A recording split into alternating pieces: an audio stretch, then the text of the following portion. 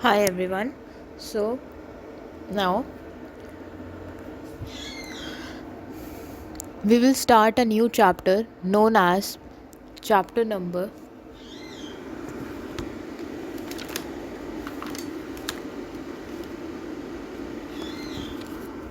chapter number 11, perimeter and area. Perimeter and area. तो इस chapter में हम लोग सीखने वाले हैं कि क्या पेरीमीटर होता है, पेरीमीटर और एरिया के बारे में, ऑब्जेक्ट। ठीक है, तो इसको करने से पहले सबसे पहले हम एक्सरसाइज 11.1 से स्टार्ट कर रहे हैं। हम एक्सरसाइज 11.1। तो 11.1 के लिए हमें कुछ चीज़ों की ज़रूरत है और उसमें सिंपल सी चीज़ें आती हैं। एक सेकेंड। Okay, exercise 11.1। सो 11.1 को करने से पहले हमें कुछ चीज़ें पता होनी चाहिए। हमें इसमें यहाँ पर हमें पेरीमीटर पता होना चाहिए और एरिया पता होना चाहिए। किस किस का? एक स्क्वायर का और दूसरा रेक्टेंगल का। बस इन दो ऑब्जेक्ट्स के फॉर्मूला से हमारा पूरा एक्सरसाइज 11.1 सॉल्व हो जाएगा। तो सबसे पहले हम लिख लेते हैं perimeter of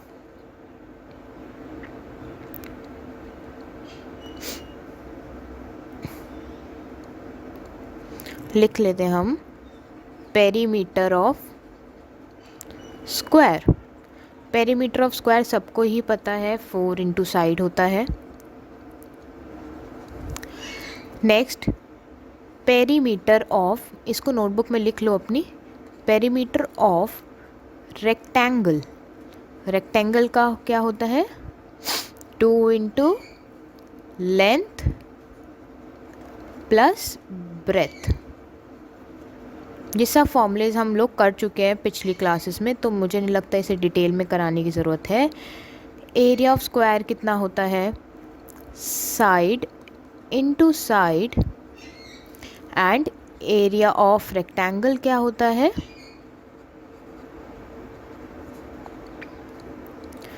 length multiply by breath. तो ये कुछ फॉर्मूलाज हैं जो हमारे पास अभी भी हमें इस एक्सरसाइज में बहुत काम आने वाले हैं। ठीक है, तो अब हमें फॉर्मूलाज तो सारे पता चल गए हैं। अब इसका हम यहाँ पे यूज़ करेंगे। सबसे पहला क्वेश्चन देखते हैं हम। Okay, so exercise 11.1। ठीक है, 11.1 का अब हम क्वेश्चन नंबर 1 स्टार्ट करेंगे।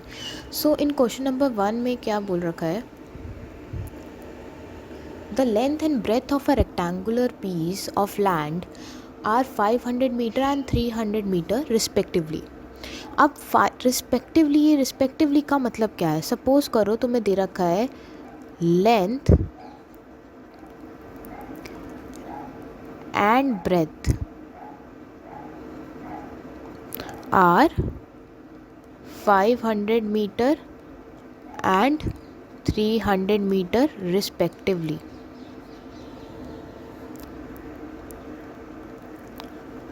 तो इस रिस्पेक्टिवली का मतलब क्या होता है? इस रिस्पेक्टिवली का सिंपल सा मतलब होता है कि जो भी चीज़, जो भी टर्म हमें पहले दिख रही है, यानी पहले सबसे पहले लेंथ है, तो यानी कि जो भी लेंथ है सबसे पहले, तो और इन दोनों नंबर में से सबसे पहला नंबर 500 है, तो यानी कि इसका मतलब होता है कि जो भी हमारी लेंथ है होगी वो 500 मीटर के इक्वल होगी। जब लेंथ 500 मीटर है तो ब्रेथ कितनी आ जाएगी हमारी? 300 मीटर्स। अब सबसे पहला पार्ट दे रखा है कि फाइंड द एरिया। ठीक है, फाइंड इट्स एरिया। अब एरिया निकालने के लिए अब यहाँ पे देखो, इन क्वेश्चंस में प्रेजेंटेशन बहुत मैटर करती है। हमें अच्छे से अपने आंसर्स को प्रेजेंट करना है। तो सबसे पहले हम यहाँ पे डायरेक्टली एरिया फाइंड नहीं करेंगे, सबसे पहले हम एरिया ऑफ पेरीमीटर निकालेंगे। सॉरी, एरिया ऑफ पेरीमीटर क्या बोल रही हूँ मैं अभी। एरिया ऑफ, अब ये कौन सी शेप का निकालें एरिया? हमें तो नहीं पता कौन सी शेप है, लेकिन क्वेश्चन में मेंशन्ड है कि it is a rectangular piece of land. Piece कैसे शेप की है, लैंड कैसे शेप की है, रेक्टेंगल। तो हम कौन सा फॉर्मूला लगाएंगे, area of rectangle is equals to, हमें पता है कितना होता है, लेंथ इनटू ब्रेथ। ये फॉर्मूला लिखना बहुत ज़रूरी है वरना टीचर्स आधे से एक नंबर काट लेते हैं। अब हम वैल्यूज़ पुट करेंगे। लेंथ कितनी है 500 मीटर, ब्रेथ कितनी है 300 मीटर, तो आंसर कितना आ जाएगा 15, इतना कुछ आंसर तुम्हारा आ जाएगा मीटर स्क्वायर। ठीक है, ये कुछ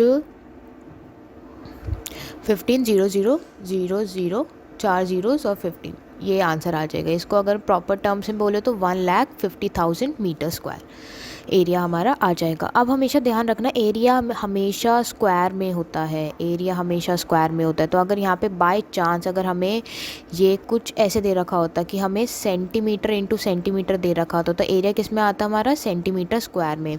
यहाँ पे मीटर इंटू मीटर है तो एरिया हमारा आएगा मीटर स्क्वायर में। ठीक है, अब नेक्स्ट पार्ट में बोल रखा है कि if the cost of land is 1 metre square के लिए कितना कॉस्ट है 10,000। तो सबसे पहले हम लिखेंगे cost of 1 metre square land, 1 metre square land की, यानी 1 मीटर स्क्वायर के लिए कितनी कॉस्ट है, कितने पैसे देने पड़ेंगे 10,000।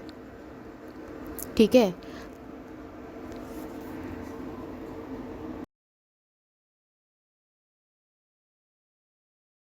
यानी कि ये इस तरीके से हम एग्जांपल समझ सकते हैं। सपोज़ हमें एक टॉफ़ी ख़रीदने जाना है, तो एक टॉफ़ी का अगर हमें कॉस्ट पता हो, जैसे कि एक टॉफ़ी हमारी अगर 2 रुपीज़ की हो और हम मुझे 20 टॉफ़ीज़ चाहिए, ठीक है 20 टॉफ़ीज़, तो मुझे कितने रुपीज़ पे करने पड़ेंगे, तो वो हम मल्टीप्लाई करके निकालते हैं 2 × 20 which is equals to 40 rupees.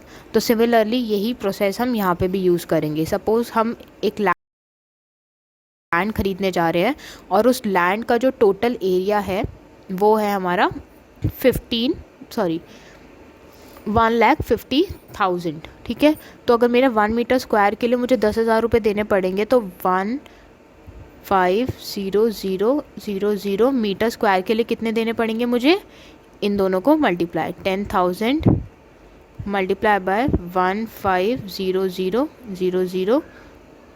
ठीक है, तो यहाँ से आंसर, ये काफ़ी बड़ा आंसर आ गया है,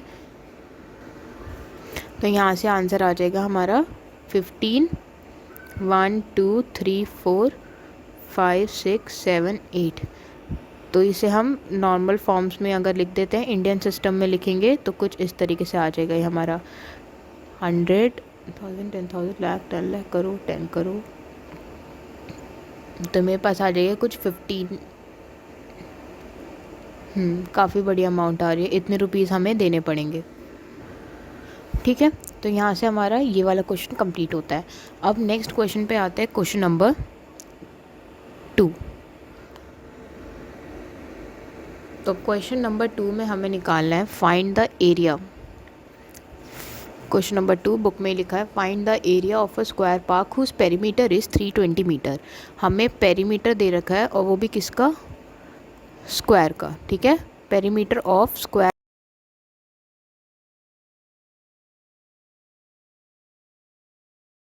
पार्क का दे रखा है हमें 320 मीटर। अगर हमें पेरीमीटर नहीं पता है, हमें एरिया फाइंड करना है। अब एरिया फाइंड करने के लिए हमें पता है हमें साइड की ज़रूरत होगी, तो क्या हम पेरीमीटर को यूज़ करके हम साइड निकाल सकते हैं यहाँ पे? यस, बिल्कुल निकाल सकते हैं। कैसे निकालेंगे, हम सबसे पहले लिख लेंगे इधर कि we know that perimeter of square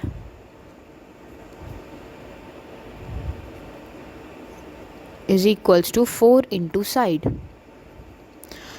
तो यहाँ पे पेरीमीटर ऑफ स्क्वायर की वैल्यू डाल देंगे 320 और ये हो जाएगा 4 इंटू साइड। ठीक है, अब यहाँ पे हमें लीनियर इक्वेशंस जब हमने सॉल्व करी थी तो उसमें हमने देखा था यहाँ पे 4 मल्टीप्लाई में है, तो उधर दूसरी साइड जाके क्या हो जाएगा, डिवाइड में। तो 320 divided by 4 will be equals to side. इसके लिए इक्वेशंस वाला चैप्टर आना चाहिए जिसमें हमने इक्वेशन सॉल्व करी है। 320 को जब हम 4 से डिवाइड करेंगे तो हमारे पास बचेगा 480। ठीक है, ये 80 सेंटीमीटर की, नहीं सेंटीमीटर नहीं होगी। अब यहाँ पे सेंटीमीटर क्यों नहीं होगी यूनिट, क्योंकि हमारा पेरीमीटर मीटर में था, तो यूनिट भी हमारी मीटर में आएगी। तो यहाँ से साइड हमारी आ गई 80 मीटर। नेक्स्ट हमें एरिया फाइंड करना है अगर, तो एरिया फाइंड करने के लिए हम अगेन यहाँ पे लिखेंगे पहले फॉर्मूला एरिया का। एरिया ऑफ स्क्वायर कितना होता है, एरिया ऑफ स्क्वायर होता है हमारा साइड इंटू साइड। तो यहाँ से जब हम सॉल्व करेंगे तो आ जाएगा 80 मीटर इंटू 80 मीटर, तो आ जाएगा 6400 मीटर स्क्वायर, इतना हमारा एरिया आ जाएगा। तो यहाँ से हमारा सॉल्व हो गया ये वाला क्वेश्चन भी।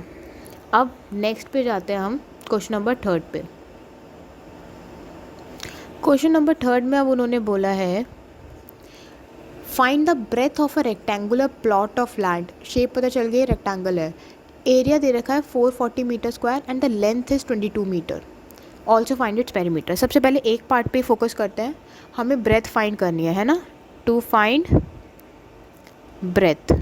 अब ब्रेथ फाइंड करनी है, मुझे गिवन क्या क्या है मैं पहले वो लिख लेती हूँ, ठीक है। मुझे गिवन में दे रखा है, मेरे पास है एरिया दे रखा है, एरिया ऑफ रेक्टेंगुलर प्लॉट,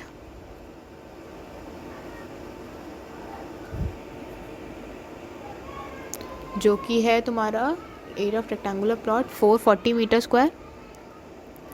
फिर मुझे लेंथ दे रखी है जो कि है 22 मीटर, लेंथ मुझे दे रखी है 22 मीटर। अब मुझे इसे देख के पता चल रहा है कि मैं यहाँ पे फॉर्मूला पुट करके निकाल ही सकती हूँ। सबसे पहले मैं एरिया ऑफ रेक्टेंगल का फॉर्मूला लिख लेती हूँ। एरिया ऑफ रेक्टेंगल मुझे पता है कितना होता है, लेंथ इंटू ब्रेथ, ठीक है, लेंथ इंटू ब्रेथ होता है। तो यहाँ पे पहले मैं एरिया ऑफ रेक्टेंगल की फॉर्म वो लिख दूँगी, वैल्यू 440 मीटर स्क्वायर। लेंथ कितनी है मेरे पास 22 मीटर, ठीक है। ब्रेथ को एज इट इज़ लिख देती हूँ क्योंकि मुझे है नहीं। अब वही अगेन इक्वेशंस वाला, यहाँ राइट हैंड साइड से जब लेफ्ट हैंड साइड में जाएगा 22 मीटर, हमें सिर्फ इधर ब्रेथ ही चाहिए ना, तो मुझे 22 मीटर उधर ट्रांसपोर्ट करना पड़ेगा। तो जब मैं ट्रांसपोर्ट करूँगी, इधर मल्टीप्लाई में है ये, इधर जो है यहाँ पे ये है मल्टीप्लाई में, तो उधर जाके किस में चला जाएगा, डिवाइड में। तो 440 डिवाइडेड बाई 22 विल,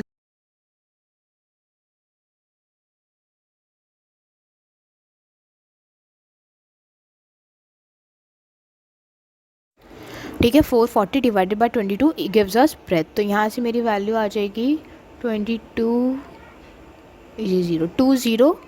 मीटर में आएगा आंसर, क्योंकि मेरा एरिया किस में था, मीटर स्क्वायर में। तो यहाँ से मेरी ब्रेथ निकल गई। चलो एक पार्ट तो हो गया मेरा।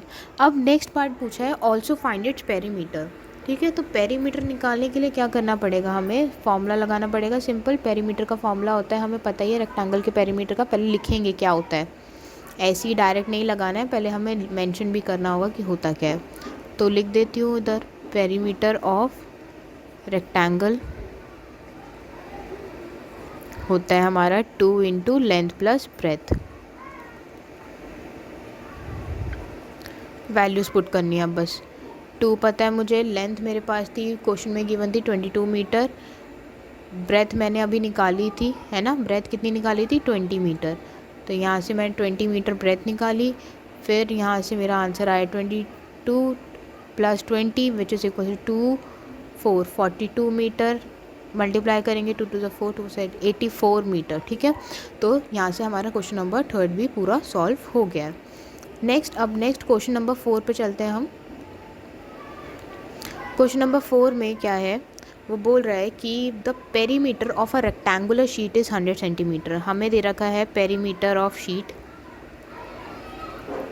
ठीक है, पेरीमीटर ऑफ शीट दे रखा है जो कि कितना है 100 सेंटीमीटर। अब हमसे बोला है लेंथ तुम्हें दे रखी है 35 सेंटीमीटर, लेंथ 35 सेंटीमीटर। और सबसे बड़ी बात, ये शीट कैसी है, रेक्टेंगुलर, तो यहाँ पे हम ए भी इंक्लूड कर लेना, रेक्टेंगुलर शीट। हाँ, ये मेंशन करना बहुत इंपॉर्टेंट है, वरना पता नहीं लगता फॉर्मूला क्या लगेगा। और बोला है कि ब्रेथ फाइंड करनी है, बहुत ही ईजी क्वेश्चन। ब्रेथ, पहले केस में ब्रेथ भी फाइंड करनी है, फिर बाद में सेकंड केस में एरिया भी फाइंड करना है। इजी है, हम निकालेंगे। सबसे पहले क्या चाहिए होगा मुझे, सबसे पहले ब्रेथ निकालने के लिए मुझे पता है पेरीमीटर ऑफ रेक्टेंगल का क्या होता है formula, perimeter of rectangle is into L plus B, length plus breadth ना, पेरीमीटर ऑफ रेक्टेंगल को पुट करेंगे यहाँ पे 100 सेंटीमीटर है वैल्यू, यहाँ से मुझे मिली है, ठीक है, इक्वल्स टू 2, लेंथ कितनी है मेरी 35, ब्रेथ दे नहीं रखी तो उसको बी पुट करेंगे। अब यहाँ पे बहुत इंपॉर्टेंट आता है, अगर किसी ने इक्वेशंस का चैप्टर पढ़ रखा होगा तभी ये वाला चीज़ सॉल्व हो सकती है, वरना आपको डिफ़िकल्ट लगेगा। यहाँ पे 2 है मल्टीप्लाई में, है ना। अब जब सबसे पहले हम ब्रैकेट के 35 को भी उधर भेजना है, लेकिन अभी नहीं भेज सकते, सबसे पहले हमें 2 को भेजना है, ठीक है, पहले ब्रैकेट के बाहर की चीज़ों को सेंड करते हैं उधर। तो उधर ट्रांसपोर्ट जब करेंगे तो ये हो जाएगा 100, इधर मल्टीप्लाई में था, इधर जाके डिवाइड, तो कुछ इस तरीके की इक्वेशन बन जाएगी 35 प्लस बी। अगर डाउट आ रहा है तो इसके रिलेटेड वीडियो भी है, उसको देख सकते हैं। 200 और 2 को डिवाइड करेंगे, आंसर आएगा 50 इक्वल्स टू 35 प्लस बी। अब यहाँ पे 35 प्लस में है, उधर जाके माइनस में हो जाएगा, और हमेशा ध्यान रखना ये पीछे ही आता है वाली वैल्यू, ऐसा मत कर देना 35 माइनस 50, ऐसा बिल्कुल नहीं करना, पीछे ही आती है वाली वैल्यू हमेशा। तो 50 में से 35 माइनस करें तो 5 और 1, 15 centimetre will be equals to breadth. Centimetre क्यों? क्योंकि हमारी पता ही है हमारा पेरीमीटर जो था वो इसमें था सेंटीमीटर में। अब एरिया भी यहीं पे निकाल देते, साइड में आ ही जाएगा। एरिया ऑफ रेक्टेंगल हमें पता है कितना होता है, लेंथ इनटू ब्रेथ, ठीक है, लेंथ मुझे पता है कितनी है 35, ब्रेथ मैंने अभी 35 सेंटीमीटर, ब्रेथ मैंने अभी निकाली है 15 सेंटीमीटर, तो मेरा आंसर आ जाएगा 35 और 15 को अगर मल्टीप्लाई करूँगी तो मेरा आंसर 525 सेंटीमीटर आ जाएगा, ठीक है। तो यहाँ से हमारा ये क्वेश्चन भी सॉल्व होता है प्रॉपर तरीके से। अब नेक्स्ट बाकी क्वेश्चन पार्ट 2 में होगा और उसको देखना मत भूलना।